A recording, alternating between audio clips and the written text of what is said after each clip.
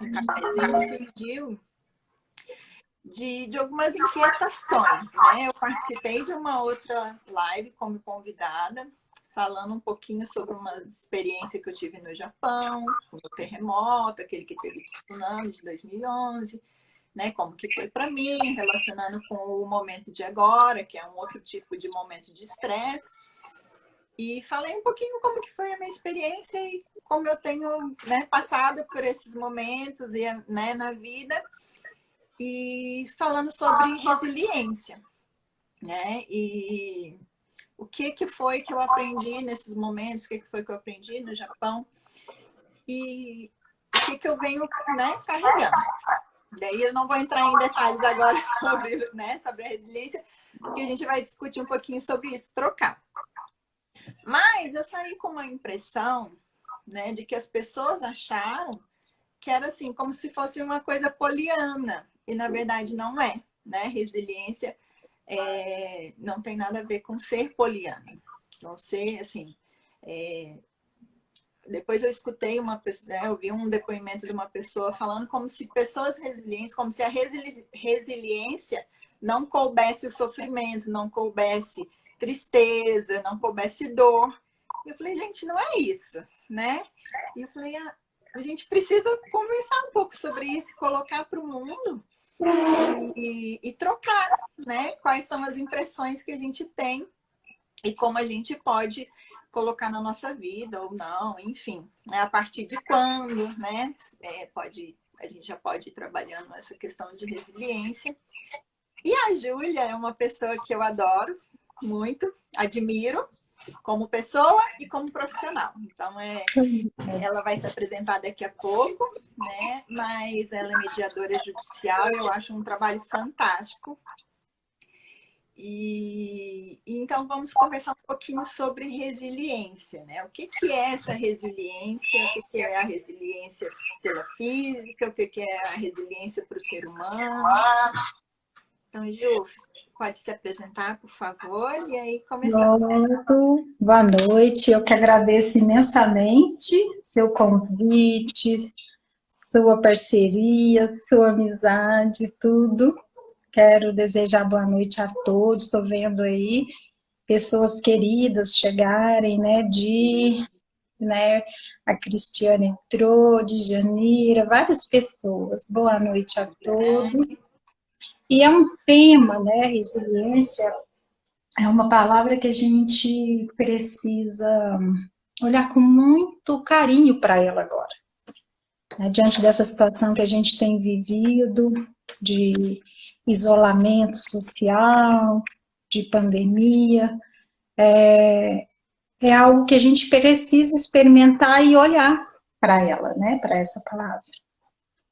Eu penso assim, que nosso primeiro ato, né, de resiliência, mesmo com a ausência de uma maturidade psíquica e cognitiva, ela acontece quando a gente nasce, né?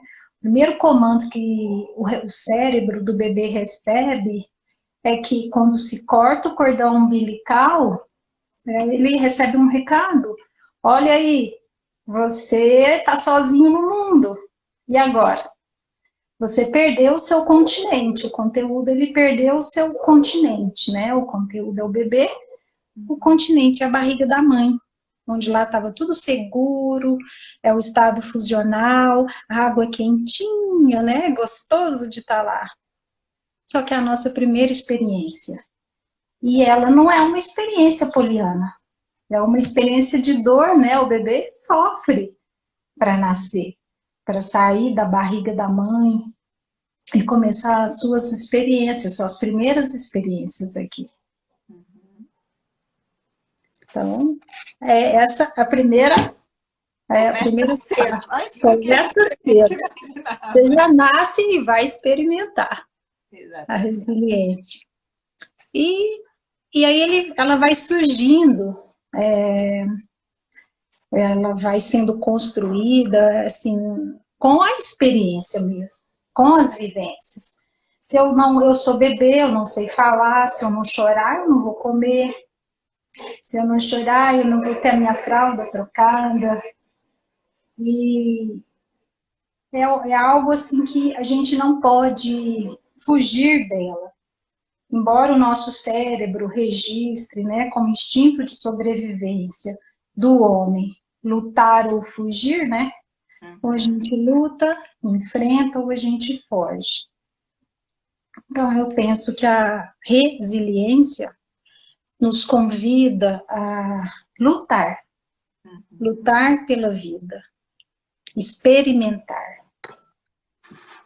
E seguir, né? Então, lá na chamada, a gente colocou, né, a definição da física. Se você quiser trazer de novo para a gente esse conceito da física, do que é resiliência, para a gente ir linkando também, tá? Sim.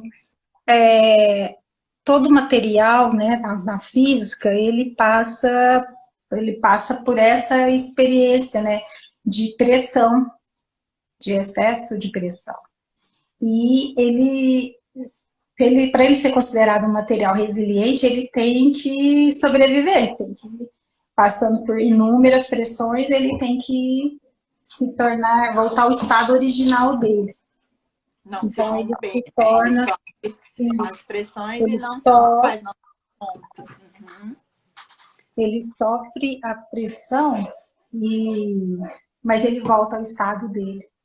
Né? Ele não se quebra, ele não se parte, então ele vai ser considerado um material resiliente. E assim somos Eu li nós, né? uma definição, Ju, que eu achei bem interessante de resiliência na natureza. Que é assim, que é um exemplo que eu vi, né, a natureza quando ela se refaz rapidamente. E aí eu vi uma coisa que fala do cerrado, né? Passa pela queimada e rapidamente consegue ir voltando, né? Então é mais um exemplo de resiliência, né? Que a gente falou da física, da natureza e da resiliência humana também, né? Então, só para ir linkando essas ideias, né? Que não sofre algumas situações externas, passa por um processo muitas vezes doloroso de destruição, né? De fortes impactos e ressurge, né? No caso da natureza, Sim. ou volta para o seu estado anterior, no caso da física, dos materiais que são resilientes, né? E um exemplo da gente, o que é a gente ser resiliente, né? Assim, um pouco mais próximo agora. Naturalmente, né, a gente busca o equilíbrio. Então, se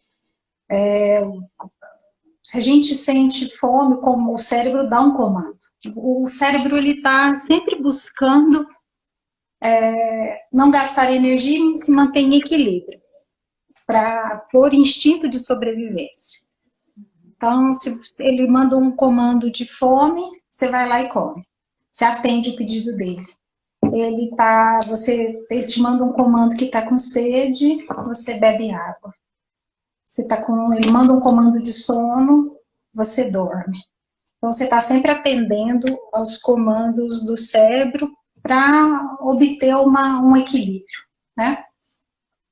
Só que o que acontece com a gente, o que está acontecendo agora?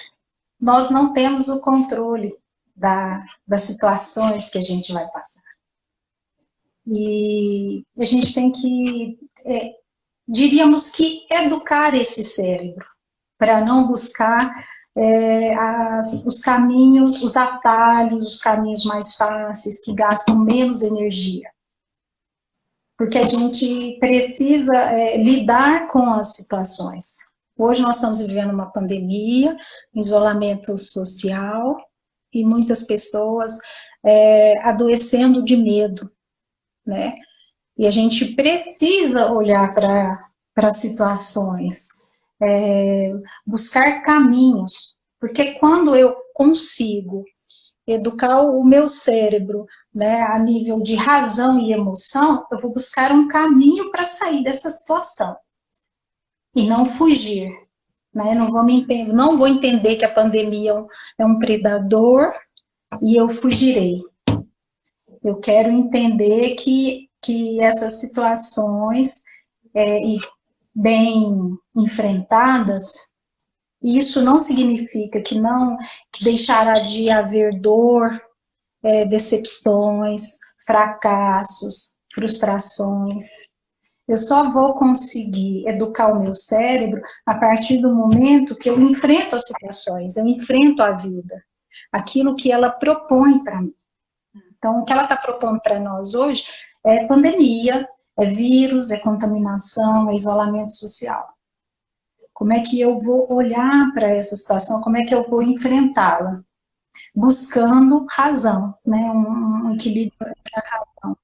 Isso não significa que eu não serei prudente, que eu não deixarei de cumprir aí o que eles estão pedindo. Mas eu não vou me encapsular no medo. No medo das notícias, que são milhares, muitas nem são verdadeiras. A gente precisa pôr a razão para funcionar e ter um filtro nessa escuta, né? O que de fato é real, o que não é, como é que eu vou lidar com essa situação? O que Então, cabe assim, a nós, né, que é possível resolver e o que não é. Né? tem, A gente falou um pouco sobre algumas palavras que podem causar confusão, né, dentro desse conceito de resiliência, que são aceitação e passividade ou conformismo, né? Porque tem muita gente que pensa, né?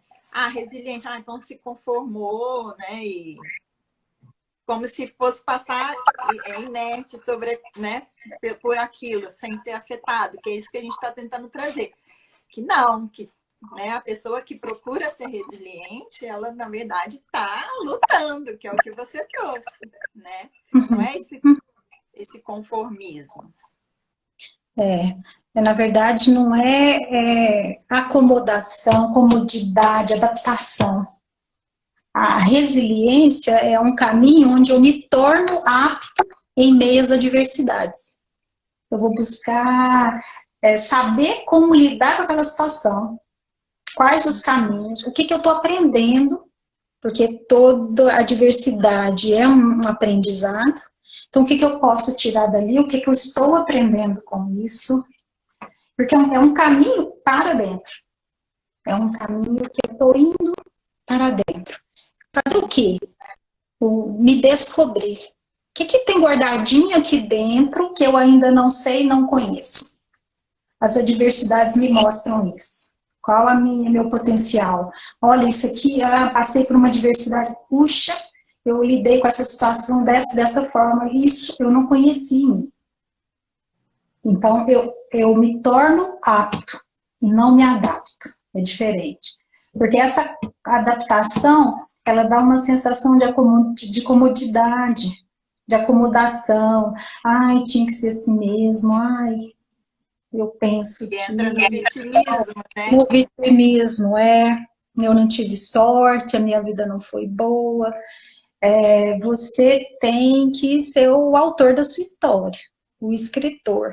Tem que ter as rédeas, né, da situação.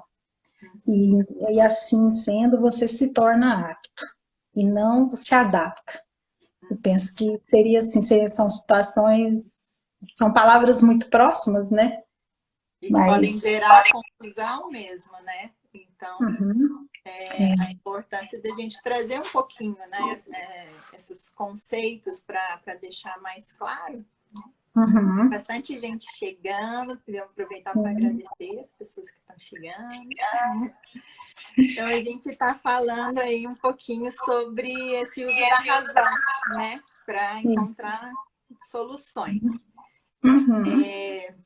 Vou trazer rapidinho o meu exemplo, então, lá do Japão, que foi... Eu estava lá no dia do terremoto, né, numa situação em que eu... Né, surpresa, do inesperado, e precisei usar a minha razão para conseguir voltar para casa, para conseguir atingir um objetivo. A Dani está falando que meu áudio está baixo, deixa eu só ver se eu consigo aumentar. Melhorou, Dani? Ficar mais pertinho aqui também. Às vezes eu fico lá para trás, aí fica longe. Vamos ver se agora melhora o áudio. Eu estou no celular.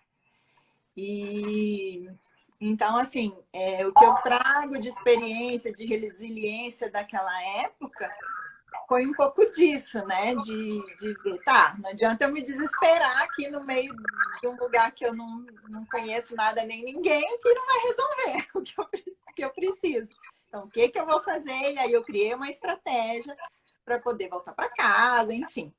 Só resumidamente assim. Então, é isso que você trouxe, a questão de usar a razão e focar buscando a solução, né?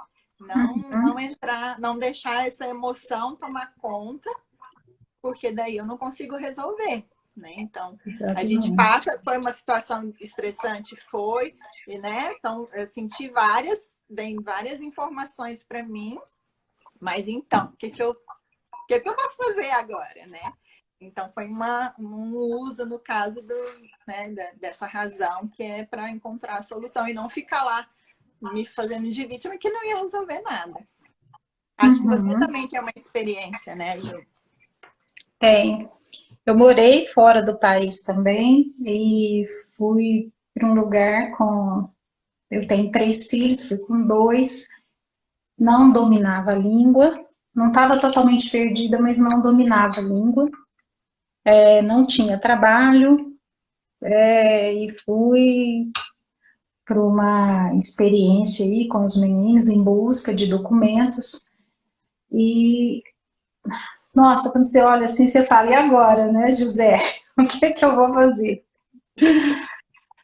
E focava, eu parto sempre desse princípio, eu foco na solução e não no problema. Isso é o que me leva adiante, que me faz agir com razão. Aí eu treino o cérebro para isso, porque isso é um treino. Não deixar a emoção tomar conta, porque a gente perde o fio da meada. Então, o que eu comecei a fazer? Já tentei interagir com pessoas logo que eu cheguei lá na cidade, mas como é cidade de montanha, são pessoas mais fechadas, com cultura completamente diferente, porque não era no Brasil. E fui tentando obter deles confiança, para que eu estabelecesse vínculos. Aí eu comecei a participar. Ofereci trabalho voluntário na escola da cidade, para criar relações. Participei de um coral que eu nunca cantei nada, mas eu fui participar de um coral.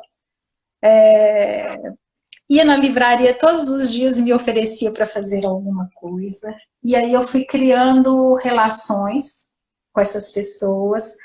Elas foram me acolhendo e as coisas começaram a fluir, porque aí um dava uma dica de uma coisa, dava dica de outra.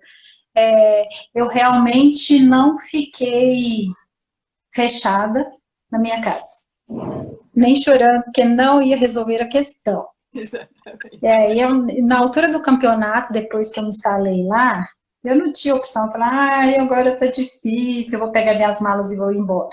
Não, eu vou atingir o meu objetivo.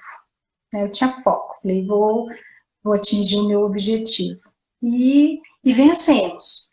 A gente foi buscar documentos, nós conseguimos, correu tudo muito bem, tive grandes aprendizados e sempre recebo mensagem da dona da livraria, do pessoal do coral. Ainda fiz novas amizades, conheci muito sobre a cultura lá dessa cidade. Foi uma super experiência.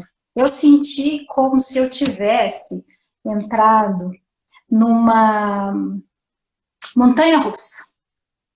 E aí o carrinho fechou e não tem opção de sair. Não dá para descer. Você tem que subir, tem que descer. Essas são as nossas emoções. De quando a gente estava lá, quando a gente começou a live. Não são só coisas maravilhosas que vão acontecer. Você vai olhar os seus fantasmas, você vai olhar para os seus medos, para as suas inseguranças, mas você vai olhar para a sua vulnerabilidade. Mas, assim, a minha religião é Deus. Então, eu penso que todas as experiências que a gente se propõe, né, a passar ou a vida nos traz, ele está ali. Tudo vai acabar se ajeitando. Isso não significa final feliz, né? Até na dor, no luto, a gente vai ter um aprendizado, vai ter uma experiência. Então, eu fiz várias curvas, subi, desci, e aí, de repente, eu vi o carrinho da montanha-russa chegando, Ufa! estacionando, e é a hora de descer. E aí a vida vai trazer novas experiências, porque isso é o lindo da vida. A vida, ela é movimento, ela não é estática, né? A vida quer muito da gente. E a gente precisa se permitir experienciar. E para experienciar precisa de fé e resiliência, né? Se saber se adaptar a situações que a vida está nos propondo. E aí, isso me lembra, assim, me traz uma coisa, que a gente está falando de um percurso, né? Então, ninguém nasce resiliente, né? É uma Exatamente. construção. E cada um tem o seu caminho também, né? Uhum, Então, é importante também colocar isso. Cada um vai chegando, né, no seu momento, com as suas experiências, uhum, e através dessas experiências que vai construindo, né, essa atitude, essa integração do ser resiliente, né, do focar no objetivo, do focar na solução, né, não uhum. sentir, mas tá. Tô triste. Tem dia que a gente acorda triste, tem dia que a gente acorda. Ai, meu Deus, né? Pandemia. Puxa, isso não vai passar. Por mais, né, positivo, isso não vai passar. Ufa, calma aí. Exatamente. Né? Então vamos lá, não perde o foco. O que é Exatamente. mesmo que eu preciso agradecer? O que é mesmo que tá bom? O que é mesmo onde que eu tenho que ir? Para que lado que eu vou? Né? E aí se apruma de novo E e vamos que vamos, né? Não pode parar, porque a gente está aqui para servir, né? Nós uma outra para coisa ele. importante também é assim, muitas vezes a gente precisa do apoio do outro também, né? Então, assim, tá, e agora essa questão de pandemia, de distanciamento físico, né, que a gente sente muito, né? A gente somos seres relacionais, a gente foi feito para corpo a corpo, para o contato, para o afeto, e a gente está privado disso nesse momento, mas não está privado do contato social, que é o que a gente está fazendo agora, né? Na Exatamente. verdade, a gente está tendo cada vez mais oportunidade, né? Eu tenho participado de várias situações com pessoas de vários lugares do país, de outros países, e tenho percebido uma troca muito rica, né? Então, assim, quantas coisas positivas tem também? E aprendendo coisas com esse momento, né, de dificuldade, nesse momento de se guardar num espaço, mas com essa janelinha que a gente tem aí para se comunicar. Quando eu estava no Japão, a minha avó falava assim, mas essa televisão nem tinha tanta coisa, né? Mas essa televisão é tão legal, né? Que a gente pode falar e ver na hora. Pense, né? Ela que foi criada na fazenda, que demorava horas para chegar a cavalo na cidade vizinha. E a gente se falava, né, do outro lado do planeta e se falava se via naquele mesmo momento. Então, estamos sempre aprendendo coisa. Agora a gente está usando esse canalzinho aí de comunicação também. É, treinando o cérebro para agir com a razão, né? E não com a nossa parte mais primitiva do cérebro, que é, né, lutar ou fugir. Uhum. É uma desenvoltura, é um aprendizado para todo mundo agora. Pensar muito sobre tudo isso. E a gente estava falando, então, né, que não é um traço genético, né? A resiliência ela pode sim ser ensinada, né? Pode ser aprendida, ensinada, é um processo de construção. E você trouxe ali que desde do nascimento, né? Do cortar o cordão umbilical já é um luta, né? O que eu preciso fazer para sobreviver? Ali instintivo, né? Que é esse que a gente está retomando aqui agora. Mas uma coisa que eu observo assim também é que mesmo na barriga a gente já sofre, né? Já tem interferências do mundo externo, né? A gente está protegido, o bebê está protegido e tudo mais, mas já existe um tipo de comunicação, né? Já absorvem impactos, né? Como a mãe se sente, né? Como que essa mãe está reagindo ali como do exterior, se teve um acidente, se teve uma briga, e aí o bebezinho também, apesar de não se comunicar, também vai passando, né, por várias situações. Então, praticamente, né, desde que a gente se entende, antes de se entender por gente, a gente já está sofrendo os impactos externos, né, desse mundo aí que a gente chega. E aí depois, daqui a pouco, eu vou falar um pouquinho também, né, dessa relação com o meu trabalho na psicomotricidade relacional. Mas eu gostaria que você falasse um pouco mais, assim, no seu trabalho, né, nas suas experiências, para contribuir. Eu tenho trabalhado, na verdade, eu trabalhei a vida inteira, mediando pessoas, ouvindo pessoas. E sempre com essa linha que eu disse inicialmente, sempre focando na solução e não focando no problema. Porque além de você gastar uma energia muito grande, você não sai do lugar. Você se torna a vítima do seu próprio conflito. E esse trabalho foi caminhando, foi se desenvolvendo, e atualmente eu tenho trabalhado como mediadora judicial. E o principal ponto desse trabalho é caminhar com as pessoas, né, com os mediandos, para que eles olhem para isso, para que eles foquem na solução e não foquem no problema. Quando eu convido eles a focarem na solução, fazer esse caminho de focar na solução, eu estou convidando para trabalhar com a razão. Deixar essa emoção inicial, né? Porque essa emoção, ela vem carregada de muito medo. Porque o que paralisa, né, as pessoas é o medo. Porque é desconhecido, ela não sabe o que vai acontecer, como que aquilo vai desencadear. Então, todas as pessoas que chegam em situações de conflito, né, de brigas, de desordens, elas chegam com muito medo. Elas chegam paralisadas. Se ela estivesse trabalhando na razão, provavelmente ela teria encontrado um caminho.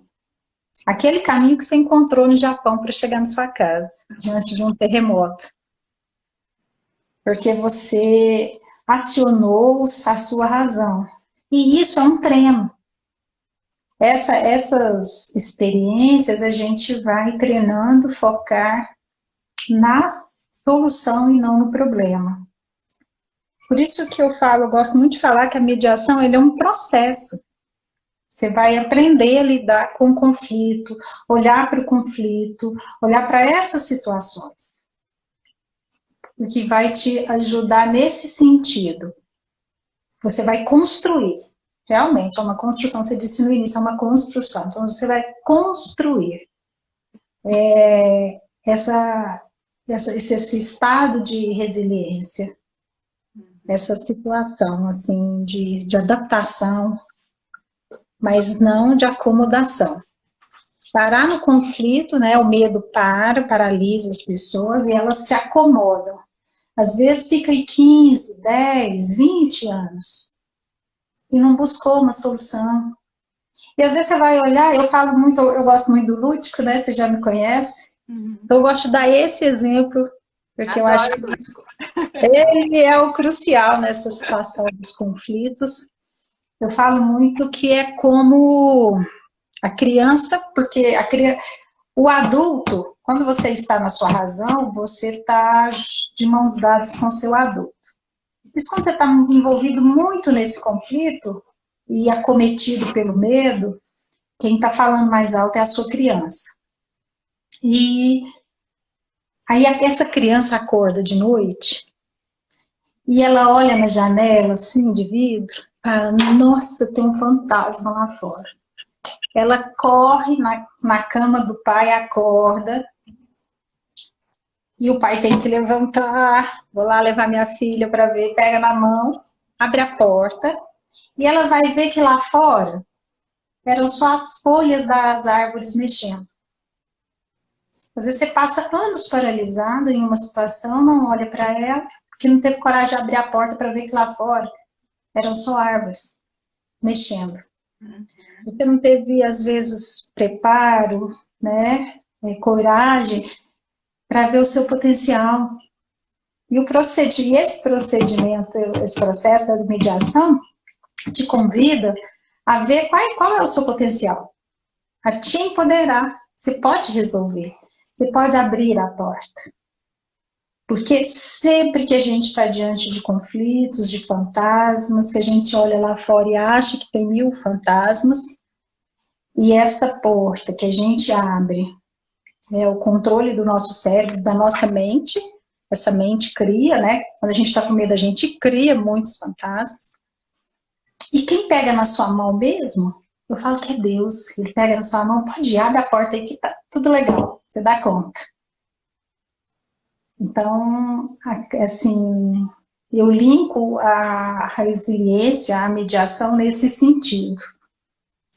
Ela vai te ajudar a processar as situações, a se adaptar, assim. Mas quando eu digo adaptar, é se tornar apto a lidar com as situações. Porque o cérebro não quer, ele quer comodidade, você tem que educar ele a ir adiante. E educar ele é educar a pensar, para que você atinja o autoconhecimento. É para descobrir, né, o que você pode, o que você não pode. E você vai descobrir experimentando. Porque fugindo a gente não vai, a gente vai continuar no primitivo, né, se você partir só para as fugas. Mas tem momentos que a gente foge, claro que foge. Mas a gente vai construindo caminhos para lutar mais do que fugir. E eu acho importante, assim, também, né, nessa questão de, sabe, tem horas que a gente foge, né? Naquele momento a gente não deu conta de encarar. Sim, mas não quer dizer que depois você não vai conseguir, né? Uhum. Eu tenho o meu exemplo, um outro exemplo também eu sempre gostei de dirigir.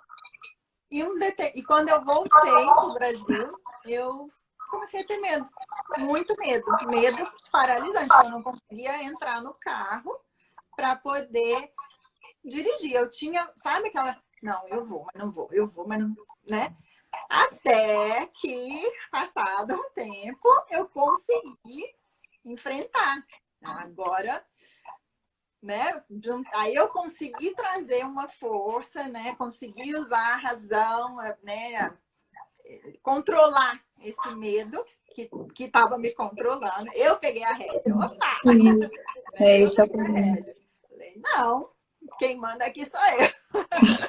Vamos lá. E lógico, um processo. Né? Comecei aos poucos e até que agora, né? Passado, né, algum tempo, eu estou dirigindo para cima e para baixo. Mas outra coisa importante também na resiliência é esse sentimento de a gente superar, né? Essa superação de que a gente passou por um processo, opa, cheguei aqui em cima.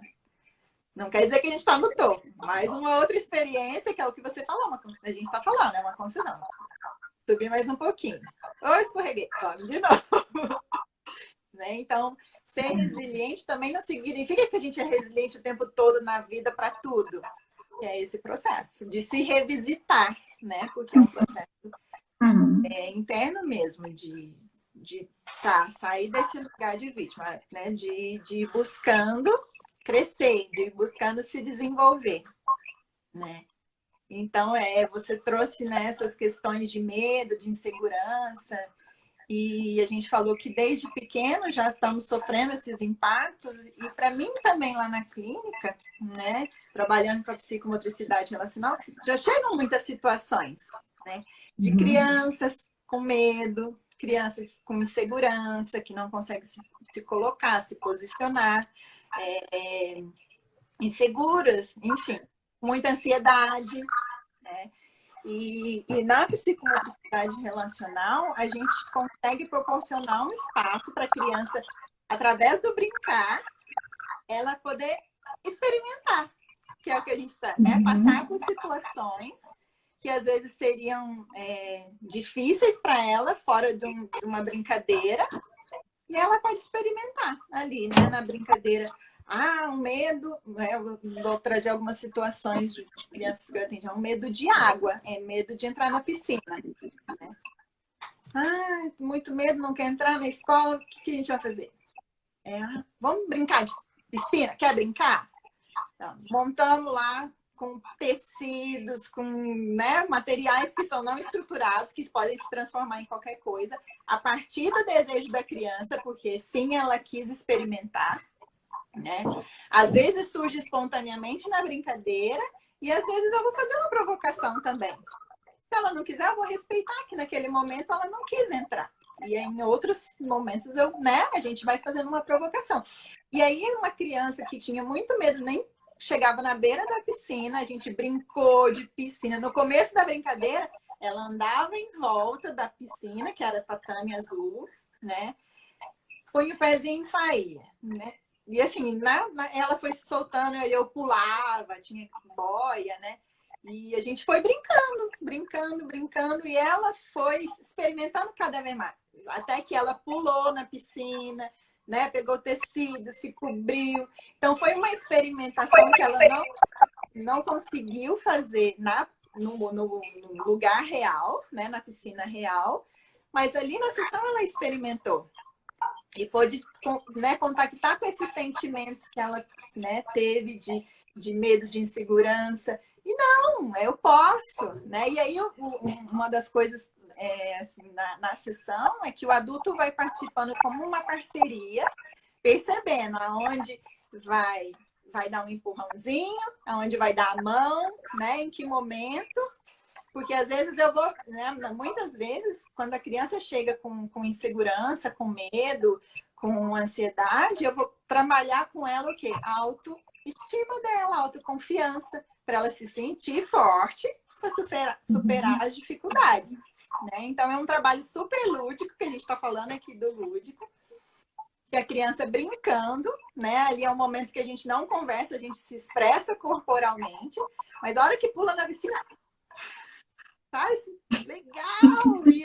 E é uma comunicação muito profunda, né? Porque a gente tira essa fala. A criança pode falar, mas a gente se comunica com ela de uma forma que, no momento que ela pulou, que eu validei, a autoestima dela vai lá em cima. E daí ela conta para a mãe: nossa, eu brinquei disso, eu pulei, nananana. E aí a mãe valida também, que legal, não, experimentou. E aí a criança entrou na piscina, cada vez mais a gente foi trabalhando. Daí ela chegava: hoje eu quero brincar de tal coisa, né? Com os materiais que tinha lá. E a gente foi experimentando. Até a criança tá com água no pescoço, que era uma coisa assim, impensada. Né? Então, assim, esse trabalho de autoestima, de autoconfiança desde a infância é super importante para a questão da construção da resiliência. Porque para a gente ser resiliente, para a gente construir a nossa resiliência, a gente tem que ter uma autoestima, né? Um autocuidado, que é uma outra coisa que a gente faz nas sessões também. A gente pode brincar sem se machucar, né? Então, assim, cuidar para não se machucar, cuidar do meu corpo, cuidar de mim. Então, é um olhar para si e olhar para o outro, sem se machucar e sem machucar quem está brincando também.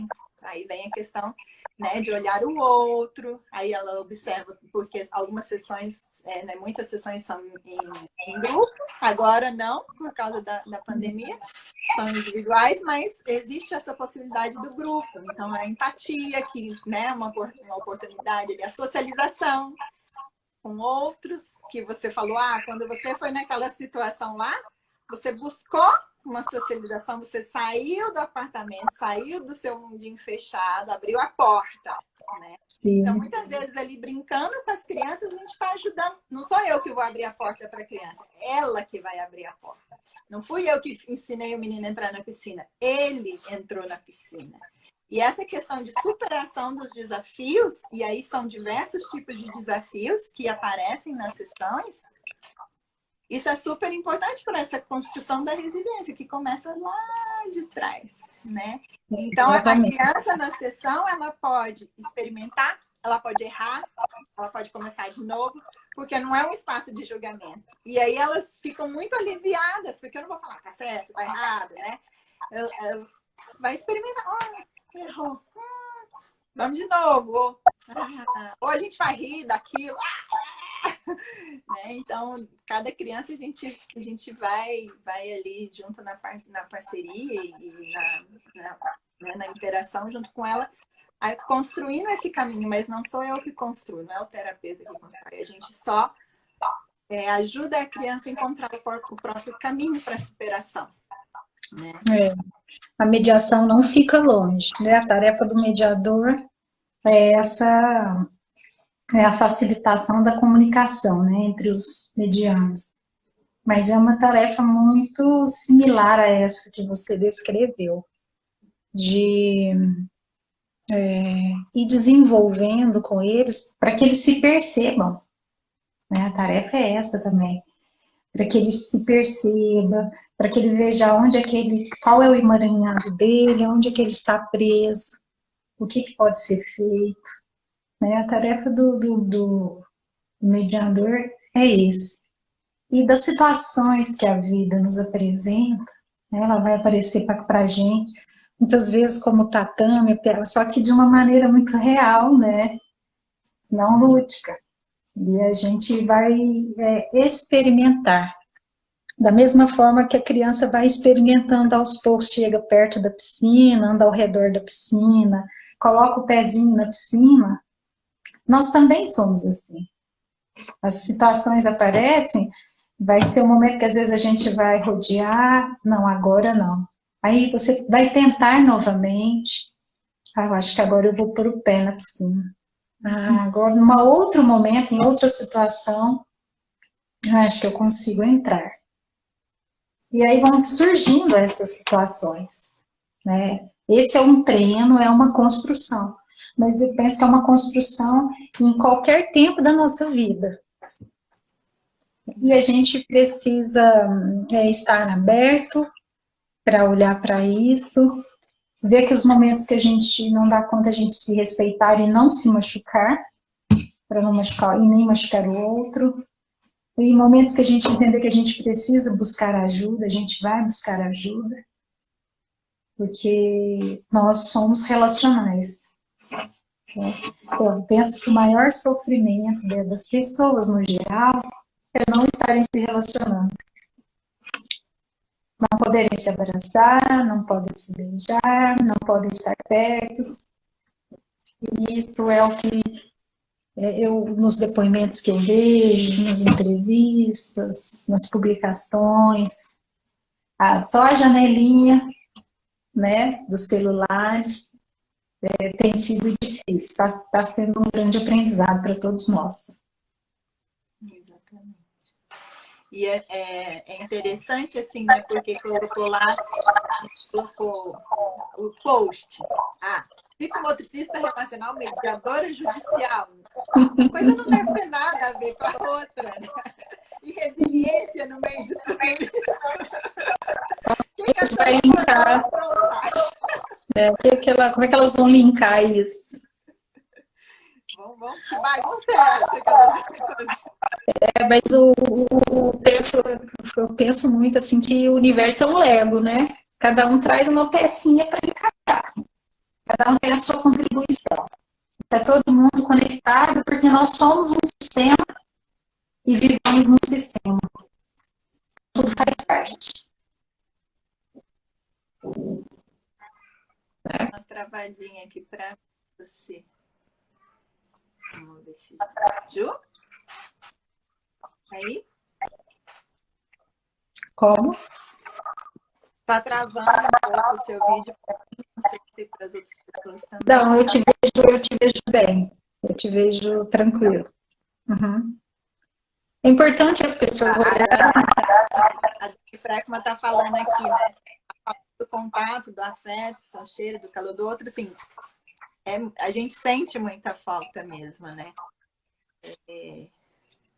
Travou a Ju, eu acho. Travou tudo, Pedro? Enfim, uma outra coisa que a gente trabalha também na relacionar é a questão da criatividade, né? Porque por incrível que pareça, tem crianças que chegam e não sabem brincar. Ou fica no mesmo tipo de brincadeira. E a criatividade também é uma coisa importante para esse processo de construção da resiliência. Travou tudo? Tá falando aqui que travou, eles estão escrevendo que travou, mas eu estou te vendo e escutando bem. Tá, eu vou continuar tá falando que é o meu, tá falando que o meu travou. Travou você um pouco, Ju. Pra mim, tá falando. Mas vamos que o nosso tempo está travando. Também nosso tempo tá no final, na reta final, né? Então, assim, voltando nessa questão da criatividade. Voltou. A importância da criatividade na construção da resiliência. Uhum. Essa criatividade vai ajudar também a você encontrar, né, caminhos, soluções para chegar nas soluções. E com a criança também, né, com os adultos também. Então, ali proporcionando para a criança, né, usando materiais que não são brinquedos prontos, onde ela pode criar. Às vezes eu vou dar um modelo, porque às vezes ela precisa de um modelo para sair da onde ela está, né? E aí depois ela mesma vai experimentando e vai fazendo as construções delas, as experimentações e, enfim, todas as possibilidades, né, de um espaço de não julgamento. Então, assim, criança que não sabe amarrar, criança grande já, quase adolescente, que não sabe amarrar um sapato, por exemplo, né? Mas que ali, com as cordas, quis experimentar em um determinado momento, porque me viu fazendo os nós, e os nós que ficam fortes para não cair, o balança, para não cair, para a gente se pendurar. Enfim, e aí a partir do desejo dela, fazer aquele experimento. E aí eu vou junto mostrar, não vou fazer por ela, né? Eu vou mostrar como faz, aí ela faz o dela. Num primeiro momento, aquele nó não vai ficar tão forte. Mas aí o quê? Uma superação. Na próxima vez vai, tenta de novo, né? E cada vez ela vai experimentando, vai passando, né? Igual a gente vai passando pelos processos da vida, vai experimentando também, até ela conseguir dar o nó forte, aonde o balanço que ela fez não vai cair, né? Então, imagine a autoestima, né? O empoderamento, que eu vou lá e valido. Nossa, ficou muito legal, você conseguiu, né? E aí a criança se pendura, balança, vai lá no alto, tira uma foto para mostrar para minha mãe, filma para mostrar para minha mãe, né? Consegui, eu consigo. E, então, essa validação e essa né, esse caminhar junto ali para que ela consiga balançar alto, né? Por ela mesma. Não fui eu que empurrei, eu que fiz por ela. Ela que encontrou o espaço, né? Onde ela não estava se sentindo julgada, porque muitas vezes esse julgamento de fora também, né? Acaba muitas vezes fechando um pouquinho a nossa porta. A gente se esconde de volta, né? Eu abre, não, volta. Então, abrir essa porta mesmo que você falou para as possibilidades. Sim, porque, assim, por exemplo, dentro da mediação, onde que fica a criatividade? Quando a gente vai trabalhando com os mediandos e eles vão vendo que são capazes no decorrer do processo, porque são por sessões, né? Chega a ser 5 até 8 sessões a gente pode caminhar. onde as pessoas vão vendo outras possibilidades. Não existe só uma solução. Eles já chegam, muitas vezes, engessados. Não, acha que tem que ser assim, daquele jeito. E no decorrer do trabalho, eles vão percebendo que existem outras possibilidades. Que eles podem ser criativos pensando em outras situações. E não paralisar só em uma situação. Né? Podem percorrer vários caminhos. Existem infinitas possibilidades. Exatamente. E a gente precisa olhar para elas, né? E, de repente, uma das possibilidades não vai ser a que vai agradar a todos. Então, vamos procurar outra, né? Então, quantas coisas brincadas que a gente está falando aí nas nossas atuações. Tem que trabalhar nesse sentido também, né? A criatividade é um ponto muito importante e de empoderamento. Porque as pessoas vão percebendo que no decorrer do processo, vão percebendo que existem outras possibilidades, elas vão se empoderando. Puxa, eu posso, eu Exatamente. Dou conta, eu sou capaz, eu posso resolver. Então, o processo da mediação, ele caminha para isso mesmo, né? O foco é o empoderamento. Olhar que você é capaz, que você pode. Pode ser diferente. Tem uma autora da psicopedagogia que ela traz muito a psicomotricidade também, que ela fala o prazer de aprender pela autoria, né? Então, a gente passa pela essa autoria, até a Lu aqui falou, temos o desejo, então a gente precisa, né, ter o desejo, a gente precisa se autorizar, abrir essa porta, ter esse desejo para buscar também, né? Sair desse lugar confortável da vítima, onde põe tudo no outro e fica lá paralisado. Opa, vamos lá! Você tem que olhar porque você chegou até ali, né? Como é que você se envolveu nessa situação? Qual a minha responsabilidade diante desse conflito, dessa adversidade? Eu preciso olhar para isso. E de uma certa forma você atrai, porque você precisa se descobrir, precisa crescer. Então, onde é que está a minha responsabilidade aí? O que eu preciso aprender com essa tarefinha que me foi dada agora? Tem uma tarefa, eu olho sempre como tarefa. E aí, o que eu vou aprender? Eu já fico procurando logo, já foco logo, qual que é o aprendizado, qual que é a solução. Porque se eu foco no que eu preciso aprender, rapidamente eu vou ver qual que é a solução, né? E vamos para a próxima etapa. Vamos para o próximo nível, exatamente. Exatamente. Nosso tempo isso aí. Está acabando. Passou rápido, tá vendo? Foi ótimo, foi tão bom. Foi mesmo um cafezinho. Um cafezinho. Foi, um cafezinho com prosa. Bem mineiro. Então, Júlia, eu queria te agradecer muitíssimo. É sempre um prazer trocar com você. Você sabe que eu te amo muito. Eu também.